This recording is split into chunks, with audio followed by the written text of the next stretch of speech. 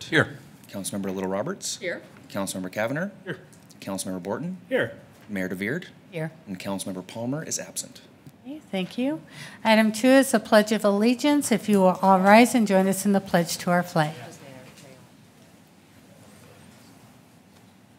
Pledge allegiance to the flag of the United States of America and to the republic for which it stands, one nation under God, indivisible, with liberty and justice for all.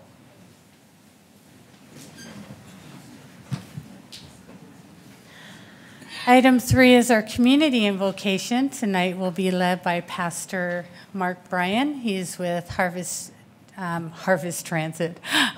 Church. If you will all join us in the community invocation or take this as an opportunity for a moment of reflection. Pastor Mark, thank you for joining us. Thank you for the invitation and the privilege of being with you. Father in heaven, we come to you tonight and we thank you for the privilege of living in the United States of America, for being in yet one nation and under God and so far indivisible, Lord, though there are many forces against these principles. We thank you that we have been privileged to live and to work and to pursue happiness here in this land where there's still freedom of worship and freedom of speech and freedom of property ownership and all those things that our nation was founded on and holds dear. Lord, I pray that you would forgive the sins of our nation, the violence, the disrespect for authority, the constant turmoil and incivility in public news media, the immorality of our land, and the progressions of these things in unhealthy directions for our families and for our societies and our cities. We ask for safety. We ask for peace. We thank you that all lives matter and that you're a mighty God who came to bring liberty and health and wholeness to broken lives. Tonight, we just ask you for grace for all the issues that we face. We thank you for this city council and their willingness to take a moment to appeal to the high court of heaven for wisdom for the issues of life. We ask these things in Jesus' name. Amen. Amen. Pastor Mark, I would like to take a moment just to recognize your church, my slip there, Harvest Transit. Your church has really stepped up in providing a community service with the Harvest Transit program. The organization, the care, the feedback we get from the riders are unbelievable in the way they feel treated and valued, and it has just made that program so popular and appreciated.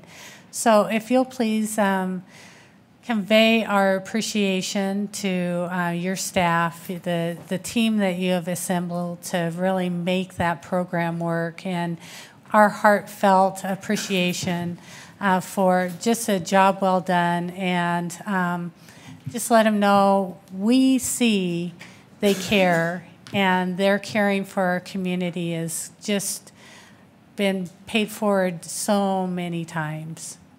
Well, I will take that back to them, and thank you for the privilege and for trusting us with that responsibility. We consider it a great privilege, and we'll be in the parade on Friday night with our vehicles. I know, I saw that. Thank you. Merry Christmas. Okay, item 4 is adoption of the agenda. Madam Mayor, Mr. Borton. we have no changes. Oh, it looks like we might be adding, or at least clarifying, the executive session in item 12 will be under subparagraph 1B and 1F.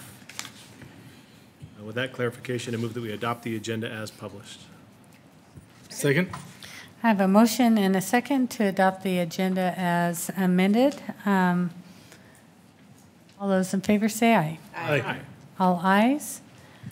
Item 5, Mr. Clerk. No signups this evening, Madam Mayor. Okay, thank you so much. I'm going to move to the podium to read this proclamation. I will tell you that Rocky Mountain High School is producing some amazing athletes. I think we have every athletic discipline here in our city council chambers to proclaim another Rocky Mountain team accomplishment. So I will ask the coach and the boys from the cross country team to join me in the front.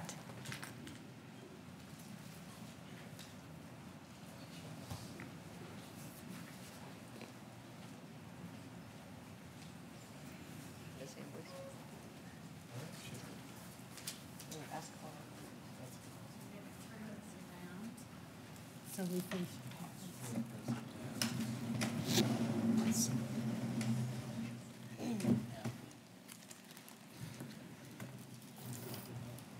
Okay, so I am assuming the coaches. And then, well, I think you all look young enough to be the athletes as well. So I have two different versions of this proclamation that I will give to your coaches. One doesn't have the name, which is the one I'll read, but the other one has all the names as part of it. So if you ever want to tell someone, you have bragging rights now because your name is listed in our city as your name has been part of a proclamation about your accomplishment. So you can always call the clerk's office if you have a hard time finding it, but this is to commemorate an amazing accomplishment, and I understand that you won by 1 point. That is incredible. So, whereas being a Rocky Mountain cross-country team runner is more than scoring points, keeping a good pace, and going the distance. It is training to build leadership, character, confidence, teamwork, and resilience, all traits needed to succeed on the track, in the classroom, and in the real world. Whereas the defending state champion Rocky Mountain Grizzlies boys cross-country team, that's a mouthful, knew that other schools would give them everything they could at state, but listening to their coach's advice to pursue a mindset of competitive greatness helped them to triumph. And whereas through their strong desire to exhibit excellence in all they do, their hard work and effort resulted in a victory that came down to 1 point in the Idaho Class 5A Boys Cross Country Champion Tournament. Whereas the capturing of a consecutive state title shows dominance, builds school spirit, and allows these student athletes to walk the halls of Rocky Mountain with a little extra swagger. And whereas the leadership, training, and discipline of the coaches helped all team members to focus their talents, passion, to become a winning team, with each player making valuable contributions to this victory. Therefore, I, Mayor Tammy DeViert, hereby proclaim November 27th, 2018 as Rocky Mountain Boys Cross Country State Champions Day in the city of Meridian, and I call upon our community to join us in congratulating the Grizzlies on their remarkable athletic accomplishment and for representing our city so proudly in the state tournament. So please join me in congratulating these athletes.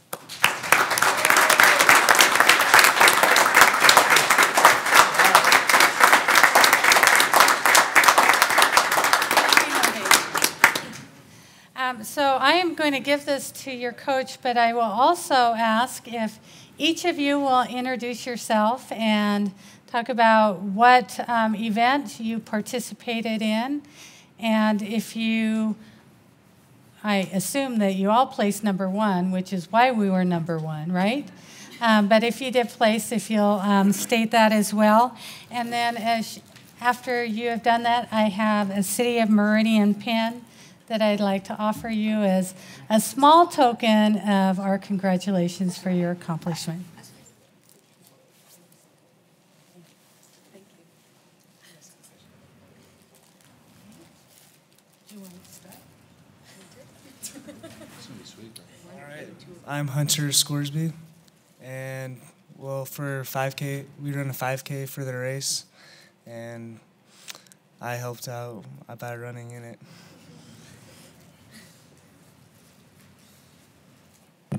I'm Seth Kohler, and I also run the 5K.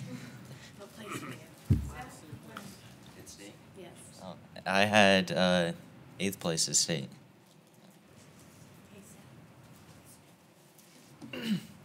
My name is Braden Heath. I also run the 5K, and I placed 6th at state.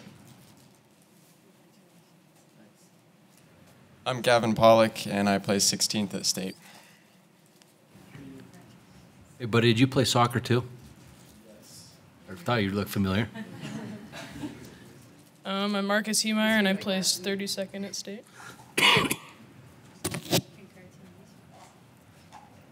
I'm Elias Evers, and I placed 15th at state. I'm Dominic Iorso, and I was the alternate at state.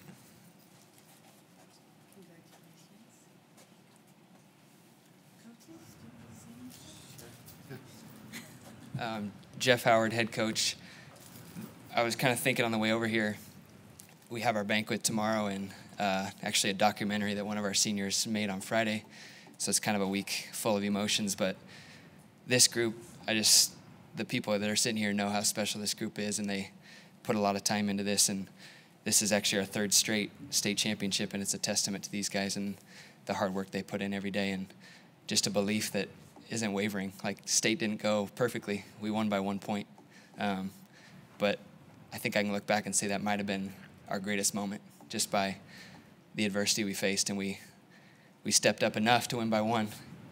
Last year, we may have lost that by about 30. So I think we grew as a program and as a team, just with our belief in each other and how much it really matters to our program and the people that are involved. So just can't say enough about how special this group of guys was.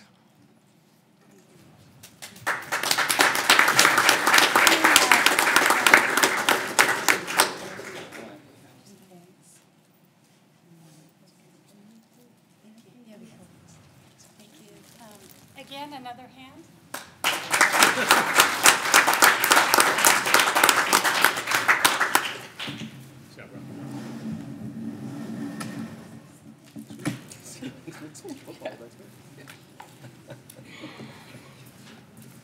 Next week? I don't know yet. I was joking. You can't go over there. You give him a better photo. Yeah. Michelle?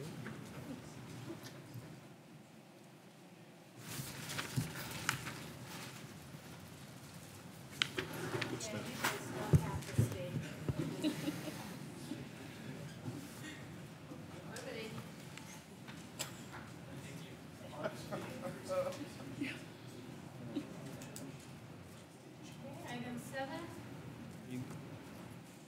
Yeah, we good? Item 7 under consent agenda. Madam Mayor, Mr. Borton. there were no changes to the consent agenda as published, so I would move that it be approved for the mayor to sign and clerk to attest. Second. Have a motion and a second to approve the consent agenda. Mr. Clerk, will you call roll? Thank you, Madam Mayor. Councilmember Mylum? Aye. Councilmember Burnt? Aye. Councilmember Little Roberts? Aye. Councilmember Cavanagh? Aye. Councilmember Borton? Aye. All ayes. There were no items moved from the consent agenda. So we'll move into action items. Item 9A is a final plat for H 2018-0124. I'll ask for staff comments. Madam Mayor, thank you. Thank you. Item 9A is for the Whiteacre subdivision number 6. This is the final plat for the subdivision, consisting of 34 residential building lots and 8 common lots on 5.45 acres of land in the R8 zoning district.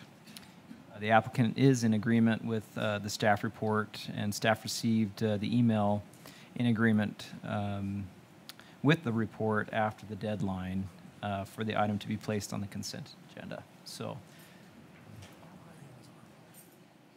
Okay. Council, any questions? If not, do I have a motion? Madam Mayor, Ms. Mylum. I move that we approve H2018-0124. I have a motion and a second to approve item 9A. If there's no discussion, Mr. Clerk, will you call roll? Thank you, Madam Mayor. Councilmember Mylum? Aye. Councilmember Burnt? Aye. Councilmember Little Roberts? Aye. Councilmember Cavanagh? Aye. Councilmember Borton? Aye. All ayes, motion carried. Item 9B is needed to reset a hearing date. It was improperly posted. So legal counsel has advised us to renotice this, which the earliest hearing date would be January 2nd. Is there anyone here to testify on this item? Well, I'm glad I don't need to apologize to anyone for that, but we will get this reset. But Council Neri, I don't need to have a motion for that, or do we need to? No, ma'am. It has to be renoticed. We can't even open it to continue it. We have to just notice it completely. Okay, thank you. Madam Mayor, if I may interject as well, Mr. Baird and Mr. Neri's office did also advise that due to the applicant's failure to post correctly, that a full notice would be needed, which includes the postcard and the publication, and that the request would be for the applicant to pay the city the renoticing fee for that. I don't imagine anyone on council would oppose that. Absolutely. Okay. Madam Mayor, for that one, we probably would be helpful to have a motion to direct that. Okay. If we could do that. Madam Mayor, Mr. Borton. I would move, and would that to be that date certain of January 2nd? Of January 2nd, correct. Madam Mayor, I would move that we continue H 2018-0092 to January 2nd, allowing for posting errors to be corrected. The applicant would be required to correctly post the site and pay the city to remail and republish the notices for that new hearing date. Second. Okay, I have a motion and a second on item 9B. Is there any discussion? Okay, Mr. Clerk. Thank you, Madam Mayor. Councilmember Mylum? Aye. Councilmember Burnt? Aye. Councilmember Palmer? Aye. Councilmember Little Roberts? Aye. Councilmember Cavanagh? Aye. Councilmember Borton? Aye. All ayes, motion carried. Item 9C is a public hearing for proposed park fees. I will open this public hearing with staff comments. Welcome, Colin. Good evening, Madam Mayor, members of the council. You have in front of you the latest version of Parks and Recreation Department fees, and so I won't go through all of them. I'll just stand for any questions that you might have. Hey, council, do you have questions for regarding this item? Pretty straightforward. All right. Thank you. Great, thank you. Okay, we'll go ahead and ask for a motion to close the public hearing. Madam Mayor, Mr. Kevner. just want to make sure, do we check? Is there anybody here that wanted to testify about the fees before we close the public hearing? There were no signups. Madam Mayor, Ms. Mylum. I move that we close the public hearing on item 9C. Second. I have a motion and a second to close the public hearing. All those in favor say aye. Aye. All ayes, motion carried. Madam Mayor, Ms. Mylum. I move that we approve resolution number 18-2118, adopting the new fees of the Meridian Parks and Recreation Department, authorizing the Meridian Parks and Recreation Department to collect such fees and providing an effective date. Second, excuse me. I have a motion and a second. Any discussion? Mr. Clerk, will you call roll? Thank you, Madam Mayor. Councilmember Mylum? Aye. Councilmember Burnt? Aye. Councilmember Palmer? Aye. Councilmember Little Roberts? Aye. Councilmember Cavanagh? Aye. Councilmember Borton? Aye. All ayes, motion carried. Okay, item 9E is under our Benefits Committee discussion. This is in follow-up to a previous discussion. We have Christina here with us.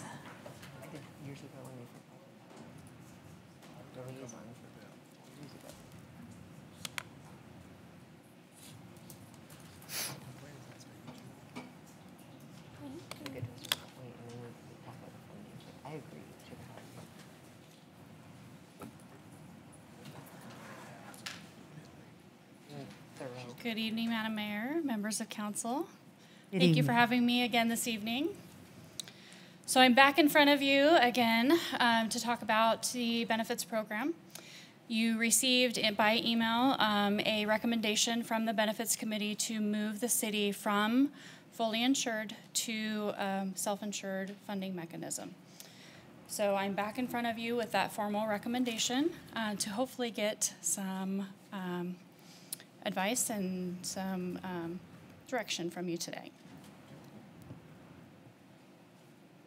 So just as a reminder, we currently, as looking at this spectrum, are fully insured participating, and the Benefits Committee is recommending that we move to self-insured with stop loss. That is the formal recommendation from the Benefits Committee. If you were to decide to allow us to go in this direction, allow the city to go in this direction, the next steps in this process would be to file the state application with the state of Idaho, and incorporated in that application are these following steps. So to designate the trustees, 3 to 5 members, likely those that are already on the benefits committee would be those trustees. They're familiar with the benefit plan, they understand the structure, already are familiar with the requirements of our benefit plan, our structure, the guidelines. We've gone through the activity. They're familiar with our plans. Specific and aggregate reinsurance coverage, that's the stop loss that we had talked about 2 weeks ago, the information that you had received on that, so we kind of need to get that set in place. A fidelity bond needs to be put in place. We would need to meet with the Department of Insurance and review the application and then ensure that we've met all of their requirements. Part of that requirement would be to begin or develop that trust, which would include a trust agreement. We would have to have an external attorney review that trust agreement, and then we would have to transfer reserve funds. So Department of Insurance sets a specific amount that we have to put into this reserve account to cover claims that are incurred and need to be paid. And that would require council approval. We currently have the funds earmarked, and that was done through the budget process, but we would have to come back in front of you at that point in time once we've got that trust established to actually have the spending authority to transfer those funds into that trust. So I would be back in front of you at that point. And then we would need to decide, and this would probably be a benefits committee decision, but decide whether we want to go to market in that year that we go to self-funding, or if we wanted to just stay with Blue Cross at that time. At the last meeting that I was at, and when I presented this information, there was some question about the costs. So I did bring that information back to you. There is some one-time costs to get this started, some startup money, if you will. The state of Idaho application, there's a one-time $500 fee. To develop the trust, we have to, as I said, have an external attorney review the trust agreement, make sure that we're compliant with all the requirements. That's an approximate cost of $1,000. The reserve amount, which is 3 months of estimated claims, which is based on actuarial information, it's estimated right now at $1.2 million. And then year one, so we have to establish that year one ongoing costs, which are listed below: the actuarial, fidelity bond, the auditing, and then the FTE required for administration is $55,990. So all of that together are one time to move from fully insured over to self-insured would be $1.3 million.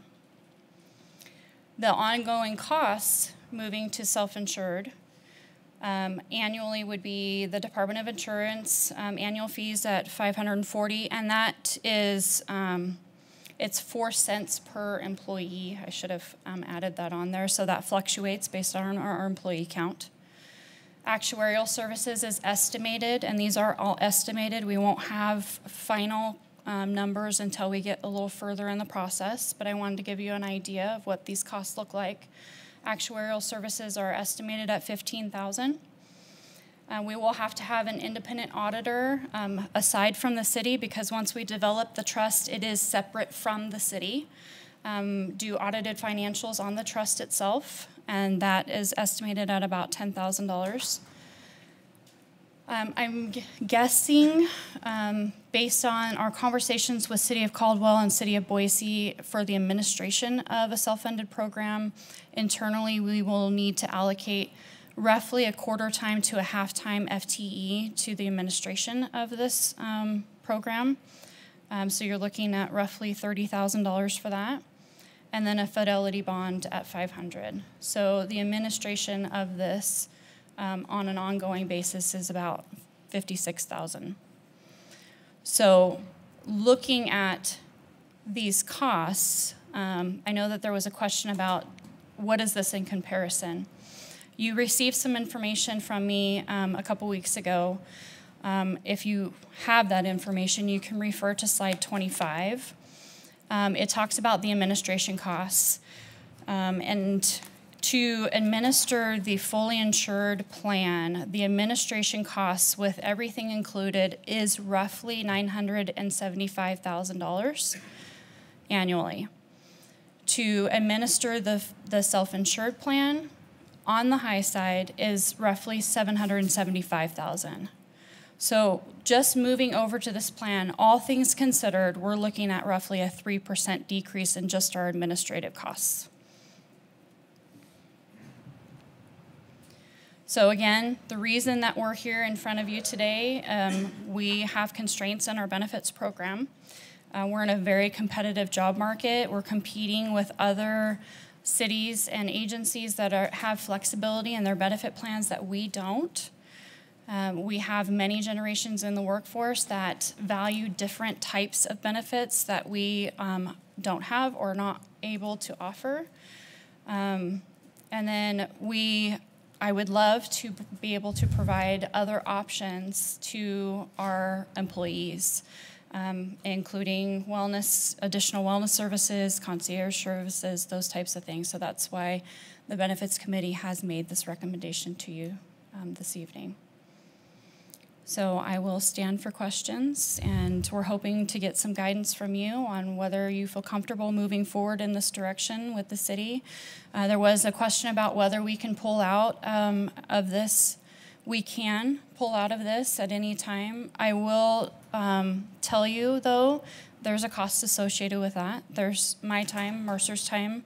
You're looking at roughly $60,000 just to say go tonight.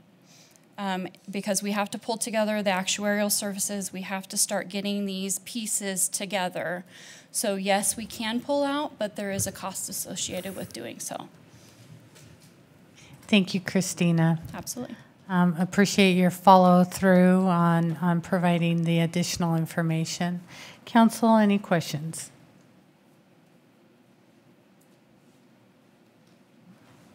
Madam Mayor? Mr. Borton. Christina, is the actuarial fee, the estimated $15,000, is that the Mercer broker fee? It's, yeah, a broker fee. Okay. Whether that be Mercer or whoever we Okay. have conduct Okay. those. Sure. Madam Mayor, got another one for you. So how much control do we have in the size of reserves on an annual basis that we can retain? For example, if you know, what we're recovering is greater than the necessary expenses to pay claims and we build a reserve, are we regulated and prevented from building up our reserves beyond a certain point? Yes, the Department of Insurance makes sure that we stay within a certain limit. So we have to keep a minimum and there's a maximum, and we have to stay within that. So if we start to reach towards that maximum, we have to either add benefits to our plan, which cost, and take from that trust, or provide premium holidays to our employees to mitigate or to pull from that trust. Madam Mayor, is the level of that cap proportional to the type of stop loss coverage you have? So if you expand the risk within the stop loss, are you allowed to also retain greater reserves? That I'm not 100% sure on. Shelley from Mercer is here, so I'll have her come up and answer that question.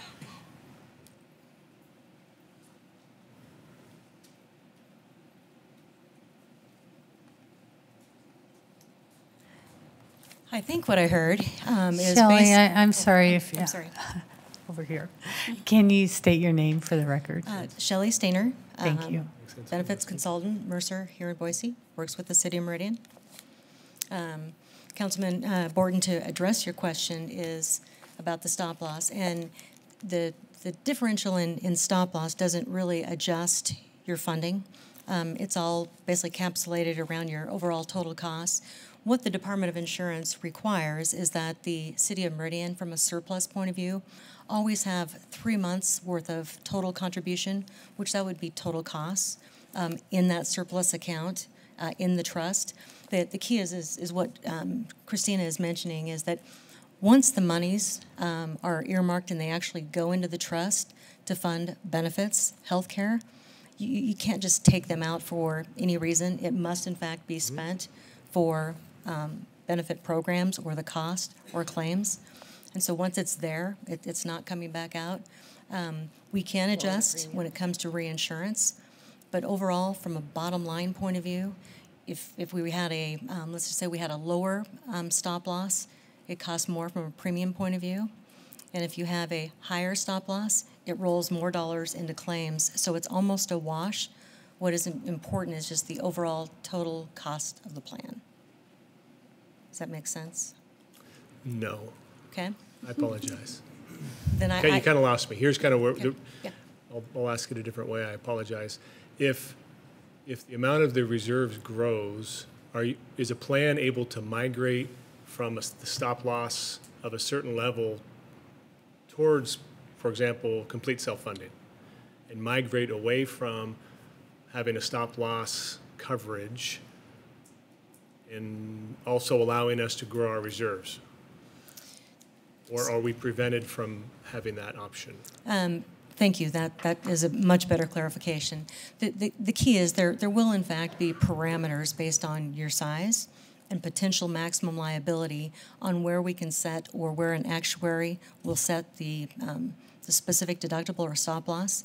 And so yes, if you're running really quite well and very comfortable with a liability, we can increase that specific deductible so that it saves you many dollars from a premium point of view.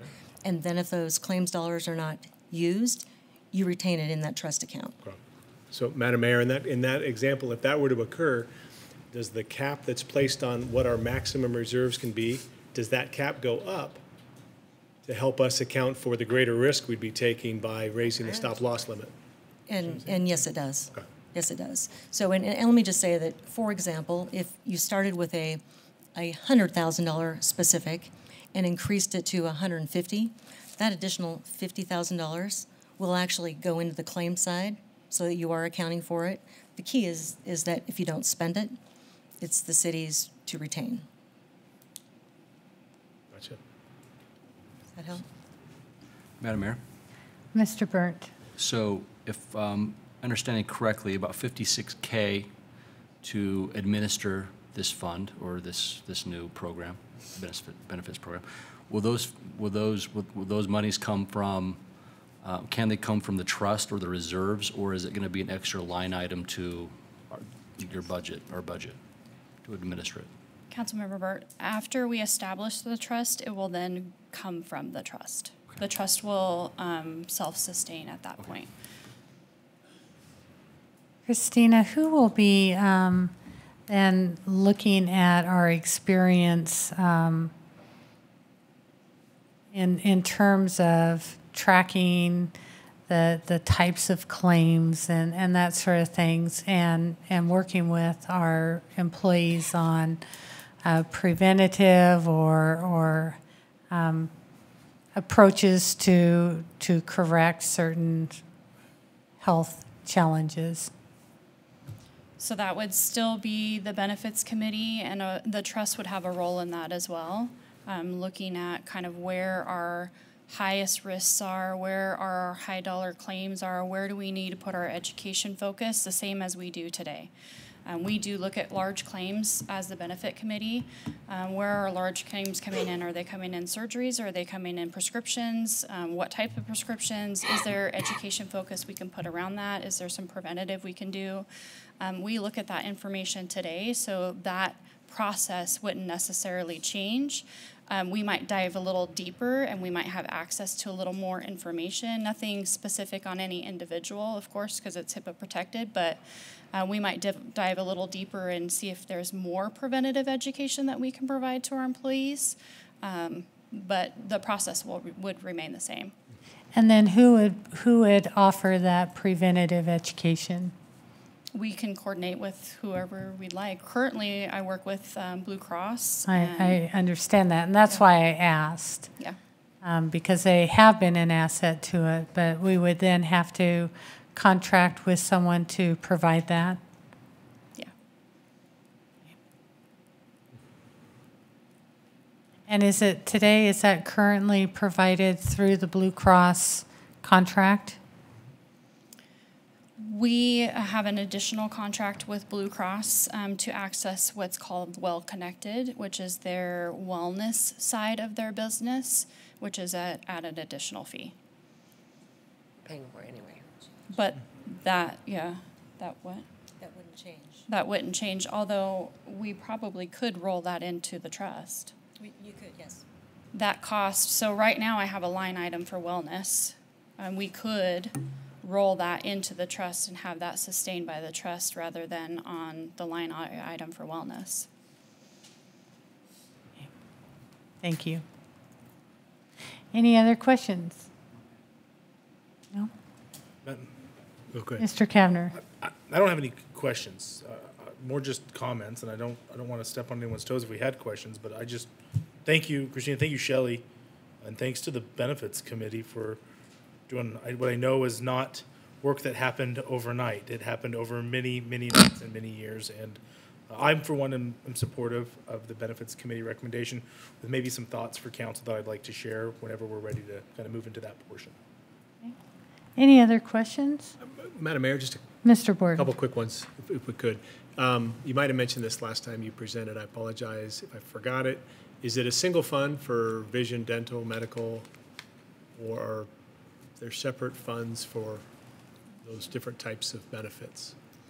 That in regards to your question, is that one fund for medical, dental, vision? Mm-hmm. The answer is it can be, okay, and that is that today you have a separate buckets. You've got the premiums you pay Blue Cross of Idaho, the premiums that you pay Delta Dental, and so on.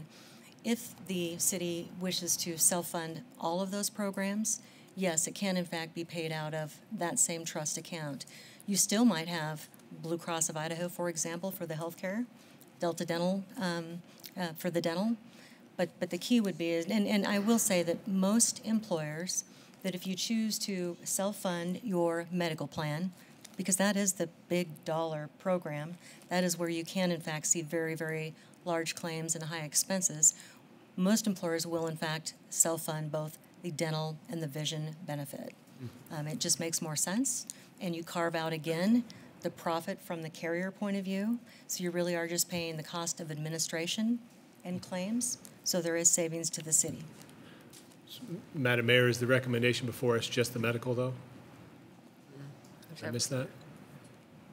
You know, we hadn't looked at all of that, but I would say across the board, if we're going to do it, let's do it. I mean, there's cost savings But to the be recommendation had. is for medical Okay. at this point. Okay. There's cost savings to be had across the board. Same principles. Same exact principles, same exact reasons that we're here today. Madam Mayor, one other question. Is the interest that's accrued on the trust fund, general fund revenue available, or is it designated only for redeposit into the trust? Yeah, there are some requirements when it comes to the investments of the trust, but those monies, in fact, stay within the trust. So the interest stays as well, yeah? It does, yes. Yeah. Okay. Thanks. Any other questions from council? Thank you. Comments? Mr. Kavner? Thank you, Madam Mayor. As I previously mentioned, I'm supportive of the recommendation, but I would also support, to Christina's point, if we're going to do medical, we should be doing dental and vision as well. So maybe that's a follow-up conversation or a follow-up recommendation from the Benefits Committee. The piece that somewhat interests me that I think is important for us as council to take into account is that trustee element and that very crucial role that those trustees play as it relates to the fund. And so I appreciate, I for the most part support the recommendation that comes from the Benefits Committee, with an addition that one of those trustees be made up of a member of our city council. The cost of health care is such a huge budget item to the city, and we are elected to be trustees of the city budget. To me, it would seem woefully appropriate to have a council member sit on as a trustee with that as well. That would be the only addition or modification that I would have based on what we've heard from staff.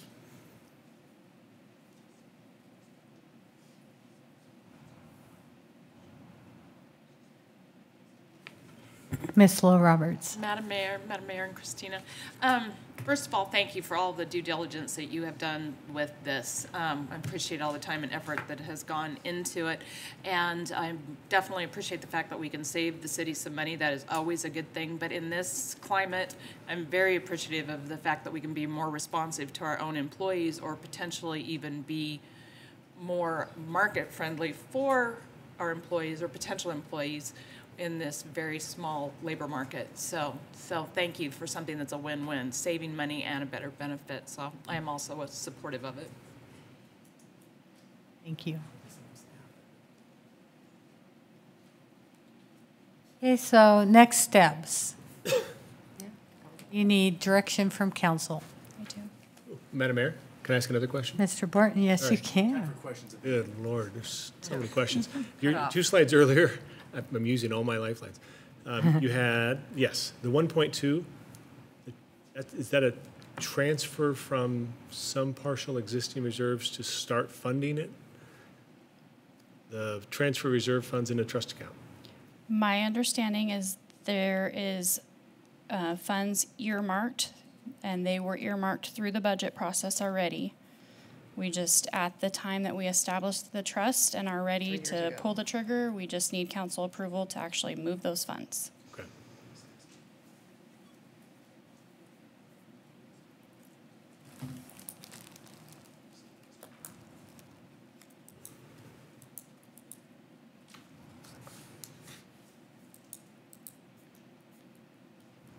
Anybody else?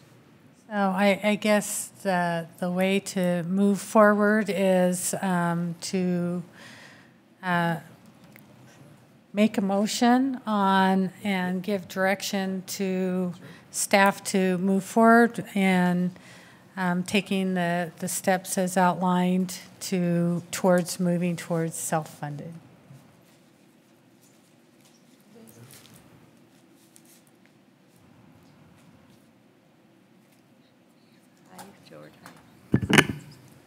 Madam Mayor. Mr. Byrne. I move that we,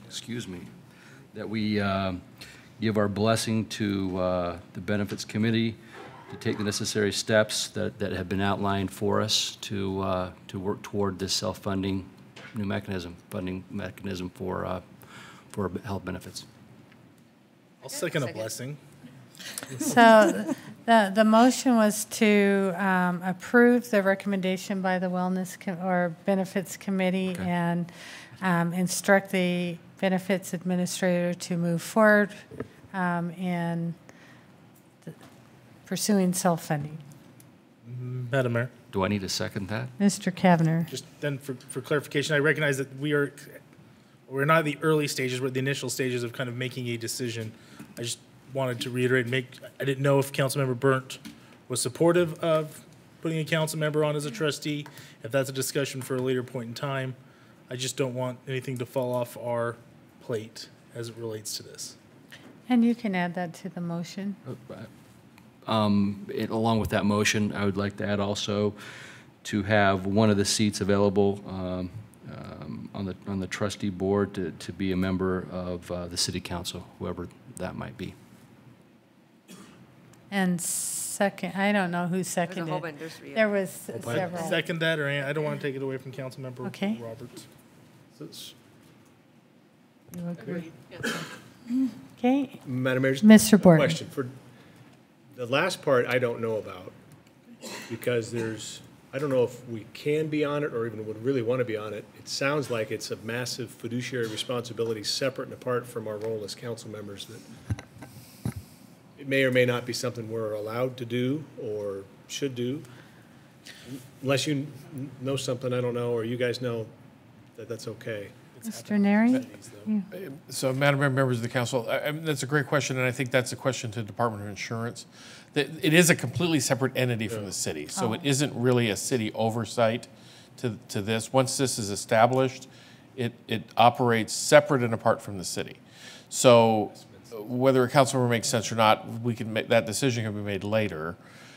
We do need to verify with that. That's part of the reason why, for example, outside counsel, not myself or my office, reviews the trust documents, because they, again, want to be sure that it's completely separated from the city as an entity. Essentially, the city is initially funding it, and at some point in time, then the city is providing funds to it. But again, the operations and management of it is completely separate from the city itself. So that's a question that can be answered later, and it doesn't have to be answered today. Certainly, if that's a desire of the council and there's no impediment to it, that's certainly something when we get to the point of approving the trustees and such, that can certainly be brought back into the discussion. And I imagine as you start moving down this lane, you'll know the appropriate time to bring that back once you hear how that's established and set up.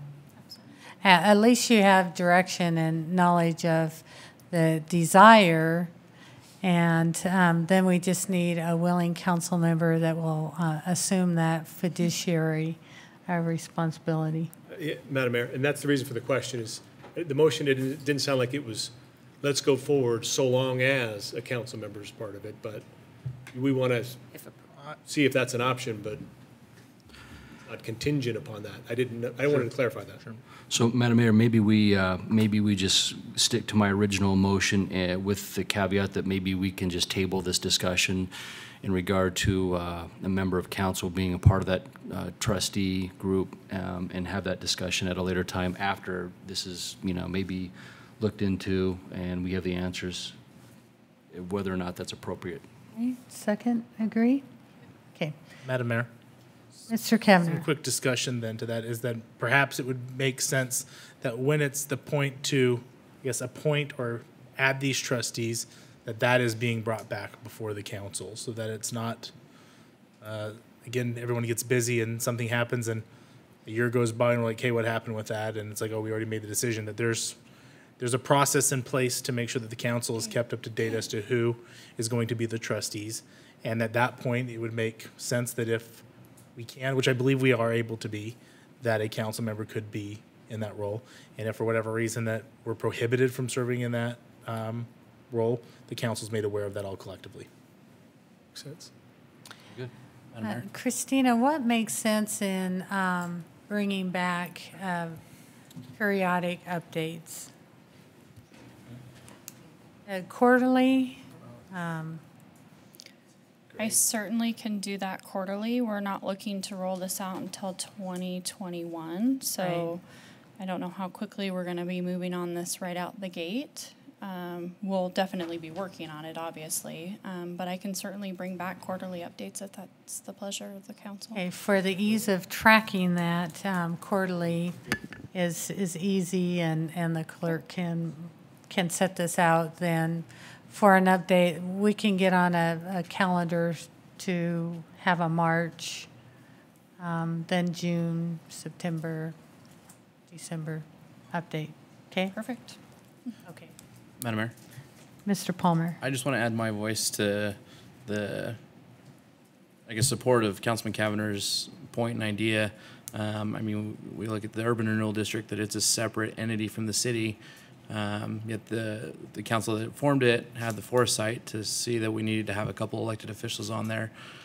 So there's supposed to be a couple councilmen on there. We have the mayor and no councilmen, but so I would hope that whatever final motion when we put this thing into action, that it is only actually reversible by council, that if a councilman can be on there, that it happens. Any further discussion? Mr. Clerk. Thank you, Madam Mayor. Councilmember Mylum. Aye. Councilmember Burnt. Aye. Councilmember Palmer. Aye. Councilmember Little Roberts. Aye. Councilmember Cavanagh. Aye. Councilmember Borton. Aye. All ayes. Thank you, and please send our thanks to the Benefits Committee for all the work, and I know you have put tremendous hours behind this, and thank you for all your efforts as well, Christina. Thank you. Thanks, Shelley.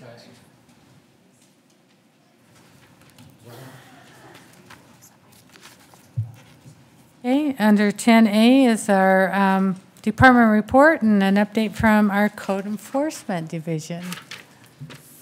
So we have Lieutenant Coliani that's going to introduce the subject. I am. Thank you, Mayor. Thank you, council members, for having us this evening. Happy Thanksgiving to everybody. I hope everybody had a great Thanksgiving. Spent time with family and got to eat a lot of food. The chief had come to us a couple of weeks ago indicating that City Council was interested in getting a presentation from the Code Enforcement Unit. And initially, when he came to me, it was my intent to do the whole thing. And then after I gave it some thought, I decided I'm going to let somebody else do it. And there's a couple reasons for that. My role here is strictly just kind of give you a quick overview of code and then turn it over to the new code supervisor. So we have a lot of new staff. There's been a lot of changes in code over the last 18 months, 24 months. Got a lot of new people. We've grown by one position. But just for some context, and my dates are a little fuzzy, but back in 2004, 2005, we used to have, I believe it was part-time or full-time code enforcement officer in community development under Anna Canning. And back in that time, we developed a UDC where it stands today, and it's kind of grown into a big document. And she had a code enforcement person over in that division, and then we had a couple of part-time code people back then. And although they did similar things, they were on different tracks. You know, we had a couple that worked at the police department, and they had the kind of the police ump behind them, and then we had the one over in community development. And as time went on, it made more sense to bring them over to the police department. Had a little bit more legitimacy and a little bit more power behind working for the police department when it came to enforcing UDC and city ordinances and different codes. And it grew from part-time as the city grew and the unit got bigger and bigger. And today it's 6 code officers spread out in geographic responsibility areas and a code supervisor. It used to be back when I was a sergeant, when you worked days, you supervised animal control, the day shift team, the traffic team, the fleet team, and code enforcement. You did it all. It was a steep learning curve. And over time, we've grown to the point where we have singular focus on supervision. It is a non-sworn position. We've removed the sergeant from that position, and we felt that we're getting a better product because we're not changing sergeants all the time and having all this constant change of that position. And so I think it's worked really well. And just again, for some context, so what happens is when an application comes in front of the city and it's eventually approved, it stays in community development until the CO is issued. And so once the CO is issued, the ball kind of comes from community development over to code to make sure everything in the UDC and the development agreement and any ordinances and stuff that we have, we take care of on the code side. So that's kind of where the ball's passed, is once that development is done or that particular thing from community services to us. And so that's when code gets involved. I'm going to introduce now our new code supervisor. His name's Rich Everett. And we hired Rich Everett in July of this year. He is a 15-year veteran of the San Bernardino City Police Department. And he has been a supervisor of a SWAT team, a narcotics unit, criminal investigations. He has supervised both sworn and non-sworn staff. We spent a ton of time researching his background and looking at all these applicants because obviously we're bringing a supervisor into our culture, and we're very mindful of our culture that we have at the police department and who we bring in, especially in a position like this where it's high service into the community and can be at times a lot of conflict at times. with the community. At times. This, I will say, I've supervised everywhere in the police department, and this particular unit has a lot of conflict just by the nature of what they do. They are really into customer service and our care values, but we can only do so much, and then there's just some people that are unhappy. So Rich has come to us with a great background. I'm going to have him come up and introduce his staff. We got most of them here tonight, so you can see their faces, so you can meet him, you can hear from him, hear it firsthand. We have about 6 slides for you. It's pretty high level, and then we'll throw it out for some questions and any comments that the chief may have. So enjoy the presentation, and thanks for having us. Thank you. Rich, come on up. Madam Mayor. Welcome, Rich. Thank you very much. Lieutenant Coliano was very kind. Maybe a little moved by my introduction. He pulled out some things I didn't know he's going to talk about, but it's always nice to hear that I'm welcomed, and I do feel welcome, so thank you very much. I'm here to give you a general overview. Before I start, though, I have some of the folks that work with me. Officer Amy Nunes is on the left. She's been one of the newer members to our department in the last year. We have Lacey Oy, who many She's of a you have probably veteran met. now, Yep, right? she is definitely the veteran of the unit and an important member. And then we have Todd Kohler there. And then our newest member, who's been with us for a whopping 3 weeks, is Ken Halstead. And he fills that 6th spot that Lieutenant Coliani had mentioned, which we're very happy to have full. So we're operating at full staff now. Thank you for joining our team, and for Lacey, certainly your long-term commitment. Yeah, and we're missing 2 folks this evening that had to tend to some family issues. As Lieutenant Coliani had mentioned, we have the city broken into 5 geographic areas, and there's an officer assigned to each one of those areas. Those officers are charged with actively patrolling those areas and ensuring that there's compliance with the city code, and that's predominantly done through education. They're out there educating the residents about what the code is and getting them up to speed on what the requirements are to be in compliance, and then if necessary, then they move forward with enforcement actions. So we're often asked by folks that we come into contact with, what is code enforcement? What does code enforcement do? We do work in the police department, but there is a division in police action and then our action. And it all boils down to, if you wouldn't want to live next to an issue or do business next to that issue, we're going to look into it. We're safeguarding property values and the quality of life through making sure that the folks that are doing business, traveling through, or living here are in compliance with those codes that we've all agreed to enforce. A lot of the complaints that we commonly investigate are abandoned vehicles or parking violations, weeds and nuisances, and junk properties. We're responsible for doing parking enforcement throughout the city. We have a specific downtown area where we do parking enforcement that's timed parking, and then we have the rest of the city where we enforce the parking standards that are set forth.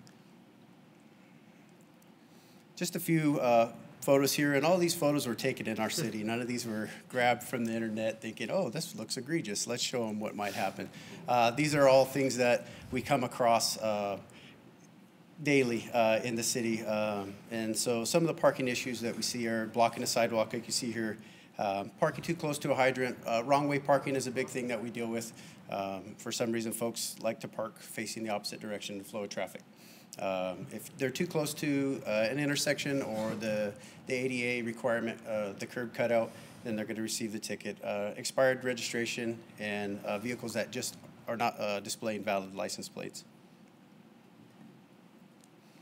This is an example of the warning that we leave on a vehicle. 9 times out of 10, we start with a warning. We just want to educate folks, give them a chance to fix it, unless it's something completely egregious, someone parking directly in front of a hydrant or blocking someone else's driveway or over the top of the sidewalk.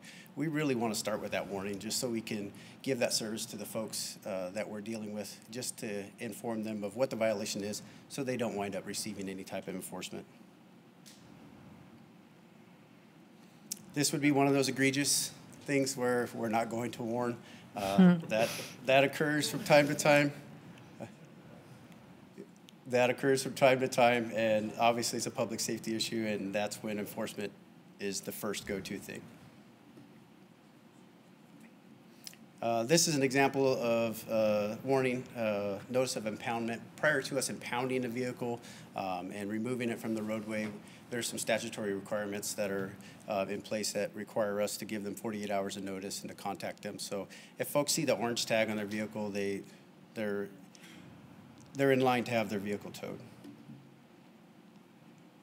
There's a handful of abatable nuisances that are outlined in the city code, and it's essentially if it's impacting the quality of life or the overall health of that property or the folks that are entitled to enjoy that property, whether it be private or public, then it's going to be deemed a nuisance, and we're going to take action against it. Weeds is a common one that we're all familiar with. That's our predominant complaint during the growing seasons. Multiple times throughout the spring and summer, properties are mowed or they're abated. Usually we get compliance. 9 times out of 10 we get compliance. When we don't, then we have to abate the property, and that winds up being at the cost of the property owner. Those fees are collected from the property owner through our utility billing system. Madam Mayor, before you change on. Mr. Palmer. So is the problem with this one that there's Christmas lights up in the fall? Is that what's going on here?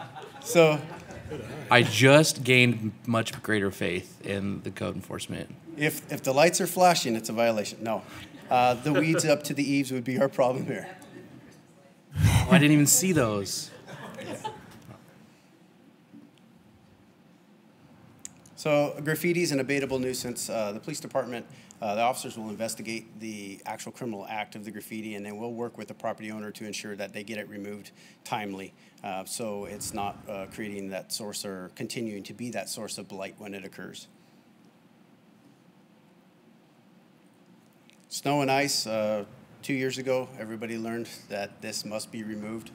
Thankfully, I missed that. Apparently, I have another 28 years or so before it happens again, so maybe I'll be okay. But that's an abatable nuisance.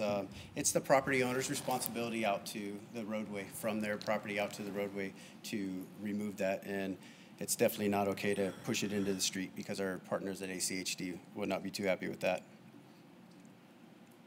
Junk vehicles cannot be stored on property. Even though it's private property, it still cannot be stored on the property if it's within the view of the public. It has to be screened and out of public view. So that's something that usually starts a bit of debate. Well, it's my private property, why can't I have it here? And the answer is we all have to enjoy the space, and you're infringing on our enjoyment.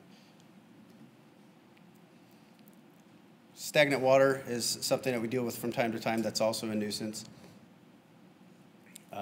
Rubbish, refuse, anything that should not be stored in public view, if it's there, it's going to be deemed a general nuisance, and that's something that we'd take action against.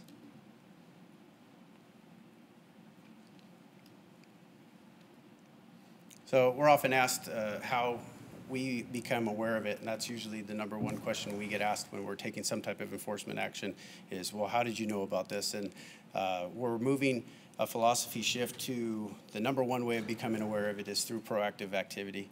Now that we're up to 6 officers in the unit, we have, I'm almost afraid to say the luxury, but it is a luxury to have that many people to actually go out and proactively look into issues instead of only responding to the phone calls that come in or the email platform that is available, or some folks coming into other departments within the city and complaining and then getting referred. We are one of the few cities in the valley that have that ability to be proactive. Some of our neighboring cities wait for the phone to ring because they're not staffed enough. So we're very fortunate to have the staffing level that we have. In closing, this is just a comparison of 2017 to 2018 year to date. The blue bars are just some of the statistics that came in or that we monitored through 2017, and then to date in October rather, we saw a 15.8% increase in our overall activity, and that goes back to staffing. We have adequate staffing now, and we have folks that are able to not only respond to complaints but actually address things, and that just improves the overall appearance of our city and increases the quality of life for our residents. and I'll stand for any questions. Council, any questions? Mr. President, Smiley.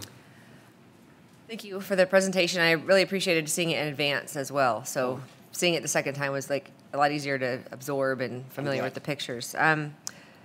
So you have 6 officers and 5 areas. Correct. So our newest officer is Officer Halstead, and he's currently in the field training officer program. So he's not assigned to a specific area right now. Once he is out of the field training officer program, then there will be a restructuring of the geographic areas. We have some anticipated absences that are coming up right about the time he's going to be fully trained. So that might not get put into motion until we're back to the 6.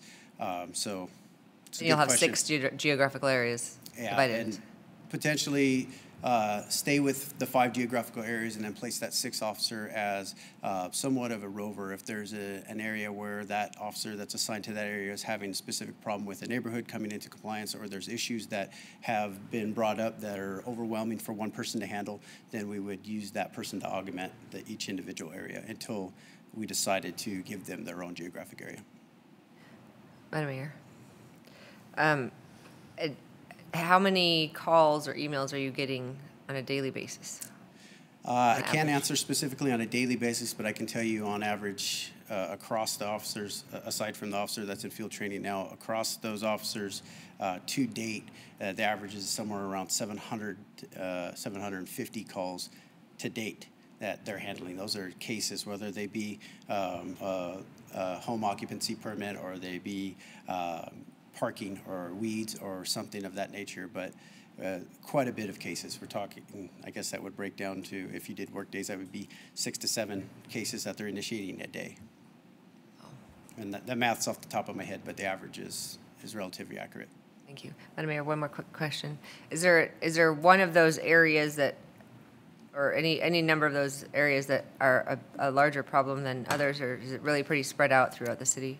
So the downtown area, area number 5, and I'm just scrolling through to get to the map for conversation's sake. The downtown area is definitely the highest concentration of folks in our city. Being that it's the oldest area and things have grown around that, we have the highest concentration of problems in that area, and it's just because of the per capita, the density, the population density in that area causes more issues. And also a contributing factor is the age of the properties, how long they've been used and what they've been used for, and then zoning compliance that gets shifted to where some of those properties are now being used as commercial spaces that used to be homes. And we have issues, not so much issues, but we have a focus to make sure that those properties, once the zoning compliance is shifted, that they're now being used appropriately. So they take up some more of our time. But definitely that is why it's the smallest, is because there's the most workload generated out of those. Each one of those boxes there is a reporting district. You see them numbered 702, 703 across the top. And that area number 5 only has those 4 reporting districts because of the density of folks in that area and the use of it.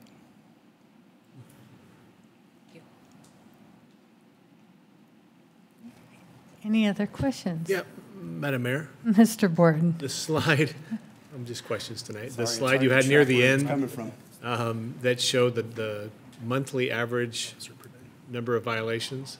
Yes.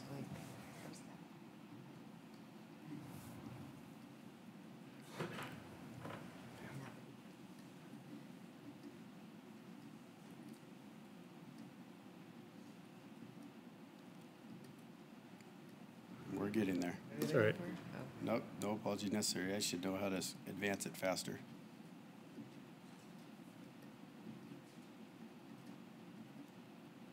That one. There we go. Is that a reflection of actual citations or are those complaints? No, those are, that's a very good question. Those are not actual Violations citations. issued. Those are cases that were opened and investigated. It won't ever be our goal to end every investigation with a citation. A lot of those are closed through educating the public on the issue at hand and having them fix it, or very rarely do, and I don't have the numbers for you on how many of them go to citation. Okay. So when I look at Madam Mayor, if I look at the very bottom, does that reflect the number of active cases open, kind of the net at the end of each given month? Yes. Okay. Some are closed, some are new, and leaves you with 644, for example. Those are the number of cases initiated that month. There's no carryover month to month. Those are brand new? initiated. Correct. Oh my gosh. Rich, maybe you can also walk through just an example like weeds, since that is one of the favorite areas of code enforcement. Once you get a complaint, it's an onerous process of tracking down the owners and notifications. And so can you kind of just give that as an example of some of the steps that you go through? Sure.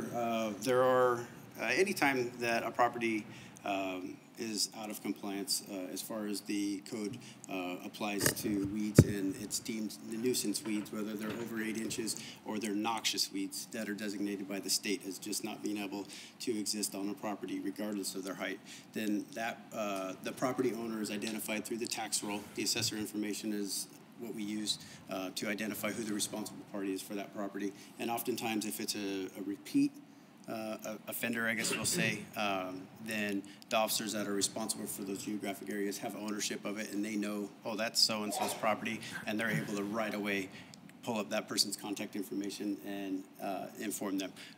We start with a phone call if we have a phone number available, and we just let them know, because again, we start at that education level where we're just trying to get that person to understand what they're required to do and how they're required to care for their property. Once the phone call's put into place, then the officer will assign a deadline of when the property needs to be abated, essentially mowed, or they can actually mechanically remove all the weeds, but mowed. And the property owner and the officer will come into an agreement on that deadline. Code allows for it to be as short as 5 days. There's no hard and fast rule that it must be 5 days. We take into consideration the property owner's ability. A lot of times we have folks who are elderly or they're absent. Property owners are not in town. Might take a little bit of time for them to arrange for a contractor to come in. And then they'll be, the officer will send a letter that's a notice of abate, notice to abate and notice of violation letter to the legal owner and to the actual physical location of the property if they can receive mail there. Oftentimes the legal owner is absent from the property they own, so it might be a rental property where a tenant is responsible for it, but we notice both folks. And then once that is done, the compliance date, if it does pass and it's not abated, then we schedule with a contractor, one of the local providers, landscape companies that does that type of work for us, and we enter into an agreement with them where they go in and abate the property. They go in and mow the weeds, or they go in and physically remove the noxious weeds, and then that bill is passed along to the property owner through the water billing process, and we add an additional $100 administrative fee to that for the additional work on the city's part to bill the person for it. If the bill is not paid through that process and it becomes an outstanding bill, then eventually it winds up being a lien placed on the property itself, and which obviously clouds the title and it can't be transferred. So that'll ultimately get the attention of whoever's going to be interested in purchasing the property. And so I asked for that illustration so you could see that you see the cases open each month, but they have multiple touches on every single one of those. And I think during the recession was, and maybe Lacey is the only one that could attest to it, it was hard to even find the property owners. The amount of time that went through just researching because of repossessions and that sort of thing, or it was owned by a bank, or it was, so this is time intensive in many of these cases. Yeah, we definitely agree with you and appreciate that you recognize that. These officers are charged with doing a great amount of follow-up. They don't just as simple a parking ticket. They don't write a ticket and then I hope that gets fixed and never see it again. It goes into a case management system where it's in their queue, and they go back and follow up the next day. If it's still there, then it gets another ticket, or then they start tracking down the registered owner, and they're using different resources to find phone numbers and just finding some way to remedy the problem. They don't just sign a ticket and then forget it. They're constantly working towards resolution of it, because our goal is that through educating these folks, it doesn't happen again.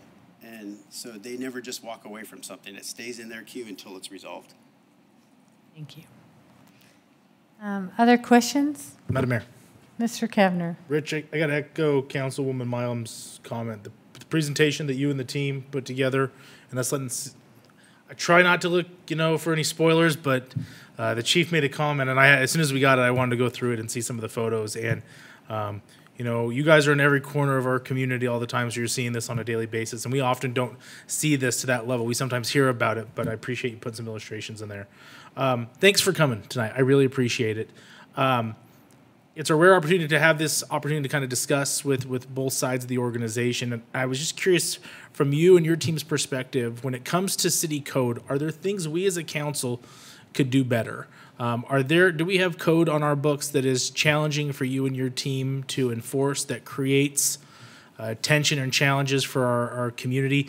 To me, that's one of the pieces that I would love to hear from. If there's things that we can look at as a body to improve life for you and your team, as well as for our citizens. Sure, and thank you for having me. That's a great question, and I would love to just say no, because that's the easy answer, and then I'm going to walk away and I don't have to stand anymore. But the answer is yes, we can always improve. And one of the big things that I see, and I'm the new guy here, shortly after arriving, this whole subject of non-conforming properties that are non-conforming and don't need to conform, or properties that were grandfathered in, and certain rules don't apply to them in certain areas of the city. That's something that can't be undone, and I get that, but that's something that I would love to see us as a city not allow to happen anymore. Development agreements that are not in line with existing code make things very difficult for us to deal with, because the city, through our education efforts, the residents of the city come to know what the requirements are, and they say, yes, but what about? And then we have to explain that, well, it doesn't apply or pertain to that specific property or that specific group of folks. So I know we can't wind back the clock, but when matters come before this body, if we can keep that in mind, then it makes the facilitation of city government much easier for all of our divisions. If the more uniform the rules are, the more efficient we can be as a whole, not just as my team. Madam Mayor. Additional topic that I'd like to get your perspective on, because it's the first time that I had seen that, and you touched on kind of your role in retaining property values. And that was fascinating to me, because we as a body, we're not allowed to make a decision about if it impacts or property value, good or bad. So, and recognizing you're newer, but can you give us some explanation of the philosophy behind that, and knowing that one person's determination about one thing would increase property values and somebody else would determine a decrease in property value? How do you weigh that, and how much does that play into the amount of calls that you receive on a monthly basis? Sure. Maintaining or safeguarding the property values is something that I feel that we're successful at as a code enforcement unit, and I feel it's one of our primary responsibilities, because if we're able to make sure folks that own these properties in any of our neighborhoods are in compliance with the set standards that we've all agreed we want in our city, then it creates a much more inviting area that we're not dealing with issues of blight that some of our neighboring cities might be dealing with signs littering every telephone pole at every street corner, or the perpetual yard sale, or the storage of these junk vehicles. We live in a very safe city, and we're blessed to live here, but if it doesn't look clean and it doesn't look safe, then no one can feel safe. Even if the statistics show us that it is safe here, if the first thing you see is a property that's full of trash or graffiti or something that's not being maintained, well, human reaction is we all want to lock our doors and maybe not go down that street again. And the more proactive time our team has to get into all of our neighborhoods and address any issue that might fall into that category, the safer people are going to feel, and in turn, property values go up, or at least stay where they are.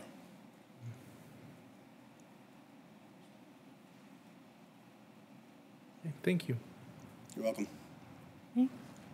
Any other questions? Madam Mayor. Ms. Mylum. Just one more quick one. Do you find that most of the calls that you get are legitimate, or do you get a whole lot of people that just want to complain? Most of the calls, yes, are legitimate in nature, and they might not be specifically what the complaining party is reporting. That they might feel, the complaining party might feel that their issue that they're upset with is a crime or is a violation of the code, and then we get there and we have to break it to them that, no, I'm sorry, your neighbor can have a pink house. That's not a violation of. But while we're here, I did notice that these violations are at hand, and we'll deal with those. Just like any government entity, there are some neighborhood or neighbor feuds that occur, and just like any of the other divisions in the city government, folks try to use us as their tool to get after their neighbor. And I've got a great group of officers that are very quick to recognize that and put that to bed right away and not be baited into that he said, she said, and now I'm going to call them on you. And we're very upfront about letting folks know that we're here to do a good job, but we're not here to work at your direction. We're here to work at the city's direction. Madam Mayor. Rich, can you guess ballpark, what percentage of the calls you receive are from citizens calling about something on their behalf, or like a property manager or homeowners association calling on the neighborhood's behalf? That's a great question, and they definitely come from all of those sources that you just said, but definitely individual residents of the city calling to complain about specific things that are impacting their lives. We get bulk reporting done by property management or homeowners association entities where they say, hey, I've got these 19 properties I'd like to tell you about today. But the overwhelming majority of the day-to-day calls we're fielding are coming from individuals. That's good. Thank you. Well, thank you so much for being here and for your report. And my heart goes out to you guys. You just, every day you know you're going to walk into conflict, and appreciate all you do. Well, thank you. And thank you for joining us this evening. Okay. Any items under 11? Madam Mayor. Mr. Kavner. Thank you, Madam Mayor. Appreciate presentation tonight. Councilmember Bourne, and Madam Mayor, thanks for working to get that chief. I think there are maybe some next steps to come from this that I'd like us to maybe put on our agenda, maybe in January or February. A couple pieces of code that I think can be confusing for our citizens. Rich touched on it, and I know it's a discussion that's been before the council before, and I think it just boils down to our philosophy about, homeowners' rights. When I own my home, is it okay for me to park my trailer there, or is it not? And when it comes to life safety issues, that's the ones that I get really fired up about. But when it comes to some of those other issues, again, issues related to property value is kind of a stickier subject. And so perhaps in January, February, we can have conversation about one or maybe two pieces of current city code that may be worth being revised. I'd also invite the chief and the code enforcement team, if there is language that's out there now that is hard for you to enforce or is confusing, that would also be a great opportunity to bring them all together for a good conversation from council. I think it's a good opportunity for us hearing from this, what they deal with day in and day out, to make sure that our code accurately reflects the needs and desires of our community. Okay, so is there a specific code you want us to bring back? Madam Mayor, I wasn't prepared to reference that at this time, but I'd be happy to work with the council president to get that put together for the future agenda. Okay. Madam Mayor, council, I'll also confer with our staff and see if they have any input. Rich did great tonight. I didn't tell him what to say, and so I was surprised that he said what he said and really appreciate it. But I'm sure there's codes out there that we can take a look at. We always share those with legal when they come up saying we need to fix this or we need to fix that, and they've always been great. So I don't know of any that come to mind right now, but if you want to ask us, what are those codes that are a pain for us? I'm sure they'll share that information with you, and then you can discuss what you want to do with it. Because ultimately, it's our job to enforce, and we'll enforce whatever you guys come up with. Madam Mayor. Mr. Neri. I can add to that. So one of those things that we have talked about and have had discussion with planning and how they're, when they do their UDC changes, is something that Rich touched on, is that parking of motorhomes in people's driveways versus parking them on the street. It can be very problematic in neighborhoods, both for parking them on the street and parking them in the driveway. And what happens in a lot of those occasions is that in the past, when we've had this discussion with councils previously, maybe 5 to 7 years ago, the thought is a lot of those that are parked in a lot of subdivisions have CC&Rs that prohibit that and feel that's something that the subdivisions should take care of. Well, what happens is the property management companies that do a lot of the management for those subdivisions call code enforcement because they don't have any means in which to enforce that themselves without going to court. So then they, again, put our code enforcement enforcing their CC&R rules because it happens to be in our ordinances as well. So we have had conversation with code and with planning, and can't tell you the stage it's in now, but we have had this discussion on how do we find the balance between the life safety concern is the parking in the street, and the aesthetic concern of the neighborhood of parking them out on driveways unscreened. Again, you can't screen a 30-foot motorhome that's 20 feet tall. So, I mean, there are ways that are really challenging to deal with, and so I know we've had that discussion, and that's probably one of those that we can have further discussion about amongst others, but I know that's one that's certainly problematic. Right now, not as much because people have parked them somewhere else for the winter, but that comes back every single summer, so I know we'll have more on that. So, Okay, perfect. Item 12 is executive session. Madam Mayor. Mr. Borton. Excuse me. I move we go into executive session pursuant to Idaho State Code 74-206, 1B, 1F. Second. I have a motion and a second to adjourn into executive session. Mr. Clerk, will you call roll? Thank you, Madam Mayor. Councilmember Mylum? Aye. Councilmember Burnt? Aye. Councilmember Palmer? Aye. Councilmember Little Roberts? Aye. Councilmember Cavanagh? Aye. Councilmember Borton? Aye. This is another reason that